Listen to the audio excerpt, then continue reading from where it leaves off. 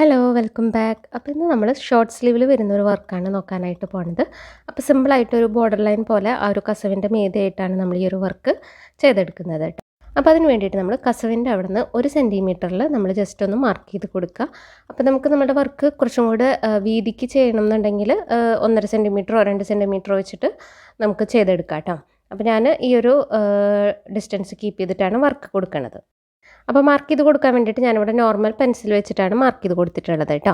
ഇനി നമുക്കിതുപോലുള്ള ട്യൂബ്സ് വേണം. Cut beads നമുക്ക് വാങ്ങിക്കാനായിട്ട് കിട്ടും, കുറച്ച് ലെങ്ത് ഉള്ളതുമൊക്കെ ആയിട്ട് കിട്ടും കേട്ടോ. പിന്നെ ഹാഫ് ബീഡ്സ് എടുത്തിട്ടുണ്ട്, ഗോൾഡൻ ഹാഫ് ബീഡ്സ്, പിന്നെ ഷുഗർ ബീഡ്സ്. അപ്പോൾ ഇതുപോലെയാണ് നമുക്ക് കോർത്ത് കൊടുക്കേണ്ടത്. ആദ്യം ആ ഒരു കട്ട് ബീഡും പിന്നെ ഹാഫ് ബീഡ് പിന്നെ ഷുഗർ ബീഡ്. അപ്പോൾ ഹാഫ് ബീഡ് തന്നെ വേണമെന്നില്ല കേട്ടോ, ഫുൾ ബീഡ് കിട്ടും നമുക്ക്. അപ്പോൾ എൻ്റെ കയ്യിൽ ഹാഫ് ബീഡാണ് ഉണ്ടായിരുന്നത്, അതുകൊണ്ടാണ് അത് വെച്ച് എടുത്തിട്ടുള്ളത്. ഫുൾ ബീഡ് ആകുമ്പോൾ നമുക്ക് കുറച്ചുകൂടെ ഭംഗിയുണ്ടാവും. കാരണം ഈ ഹാഫ് ബീഡ് ഇങ്ങനെ ജസ്റ്റ് മറഞ്ഞ് കിടക്കാനായിട്ട് ചാൻസ് ഉണ്ട്. അപ്പോൾ ഫുൾ ബീഡ് ആകുമ്പോൾ നമുക്ക് നല്ല വൃത്തിക്ക് തന്നെ നിന്നോളുമല്ലോ. അപ്പോൾ ഇതുപോലെയാണ് നമ്മൾ മാർക്ക് ചെയ്തിട്ടുള്ള ആ ഒരു ഗ്യാപ്പ് ഉണ്ടല്ലോ, അതിൽ സിക്സാഗ് പോലെയാണ് കോർത്ത് കൊടുക്കേണ്ടത് കേട്ടോ. ഫസ്റ്റ് ഇതുപോലെ തുന്നിയെടുത്തു, ഞാൻ 2 തവണ തുന്നിയെടുക്കുന്നുണ്ട് കേട്ടോ. അപ്പോൾ നമുക്ക് നല്ല പെർഫെക്റ്റ് ആയിട്ട് തന്നെ കിട്ടും.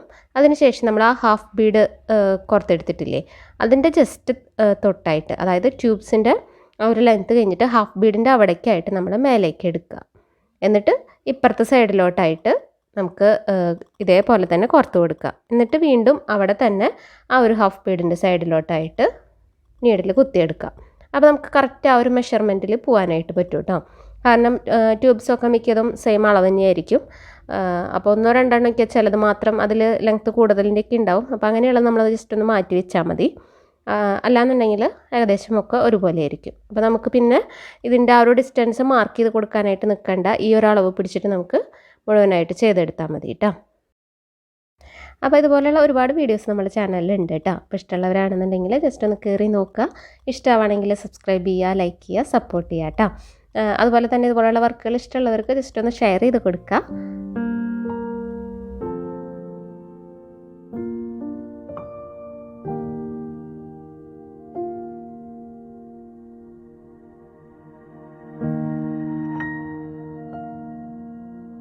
അപ്പോൾ ദേ ഇതുപോലെ നമുക്ക് കറക്റ്റായിട്ട് തന്നെ കിട്ടും കേട്ടോ. അപ്പോൾ ആ ഒരു മാർക്ക് ചെയ്ത് കൊടുത്തിട്ടുള്ള ആ ഒരു ഡിസ്റ്റൻസിൻ്റെ ഉള്ളിലായിട്ട് ഈ ഒരു വർക്ക് വരാനായിട്ടൊന്ന് ശ്രദ്ധിച്ചാൽ മതി എന്ന് മാത്രമേ ഉള്ളൂ.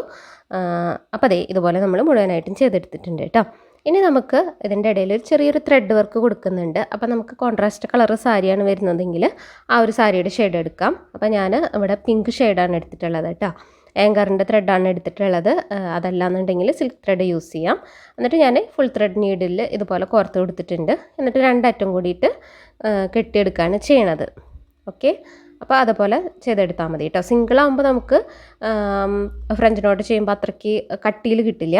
അപ്പോൾ ഇതാകുമ്പോൾ നമുക്ക് നല്ല കട്ടിക്ക് ചെയ്തെടുക്കാനായിട്ട് പറ്റും കേട്ടോ. അപ്പോൾ അതേ ഇതുപോലെ നമ്മൾ ഓരോന്നിൻ്റെയും ഇടയിലായിട്ട് ഫ്രഞ്ച് നോട്ടാണ് ഇട്ട് കൊടുക്കുന്നത് കേട്ടോ. ഫ്രഞ്ച് നോട്ട് നമുക്ക് ചെയ്യാനായിട്ട് അത്ര ബുദ്ധിമുട്ടുള്ളൊരു എംബ്രോയ്ഡറി വർക്കൊന്നുമല്ല. ഇതുപോലെ ത്രെഡ് എടുക്കുക. നമുക്ക് സ്റ്റിച്ച്ഡ് ബ്ലൗസിലാകുമ്പോൾ കുറച്ചൊരു ഇതുണ്ടാവും. അതല്ലാന്നുണ്ടെങ്കിൽ നമുക്ക് ഈസി ആയിട്ട് ചെയ്തെടുക്കാം കേട്ടോ.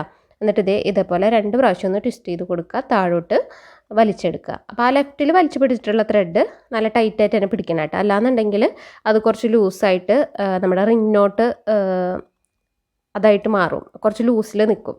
അപ്പോൾ നമുക്ക് നല്ല ടൈറ്റിലുള്ള ഫ്രഞ്ച് നോട്ടായിട്ട് കിട്ടണമെങ്കിൽ നമ്മൾ ലെഫ്റ്റിൽ വലിച്ചു പിടിക്കുന്ന ത്രെഡ് ലൂസ് ചെയ്ത് കൊടുക്കാനായിട്ട് പാടില്ല. അത് ഇതുപോലെ തന്നെ വലിച്ചു പിടിക്കുക.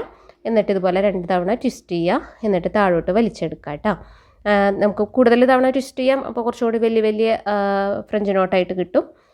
അതല്ലാന്നുണ്ടെങ്കിൽ ഇതുപോലെ ചെയ്തെടുത്താലും മതി. സിംഗിളായിട്ടും ചെയ്തെടുക്കാറുണ്ട്. അപ്പോൾ ഏതാണ് നമ്മുടെ ചോയ്സിനനുസരിച്ച് ചെയ്തെടുക്കുക കേട്ടോ.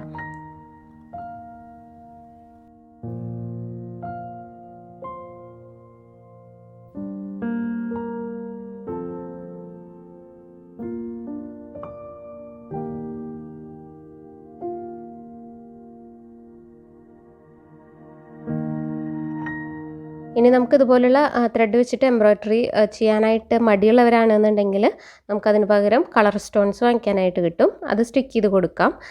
പക്ഷേ ഇതുപോലെയുള്ള എംബ്രോയ്ഡറി വർക്കിൻ്റെ ഭംഗി ഒന്ന് വേറെ തന്നെയാണ്. അപ്പോൾ സ്റ്റോൺസ് ചെയ്യേണ്ടവർക്ക് അതുപോലെ ചെയ്തെടുക്കാം കേട്ടോ. അപ്പോൾ ഇതുപോലെയാണ് നമ്മളുടെ വർക്ക് വന്നിട്ടുള്ളത്. സിമ്പിളായിട്ട് നമ്മളുടെ ആ കസവിൻ്റെ മീതെ ജസ്റ്റ് സാരിയോട് മാച്ച് ചെയ്ത് പോകുന്നൊരു വർക്കായിട്ട് നമ്മൾ ചെയ്തെടുത്തിട്ടുണ്ട് കേട്ടോ. കാണാൻ വേണ്ടിയിട്ട് നല്ല ഭംഗിയുള്ള വർക്കാണ്.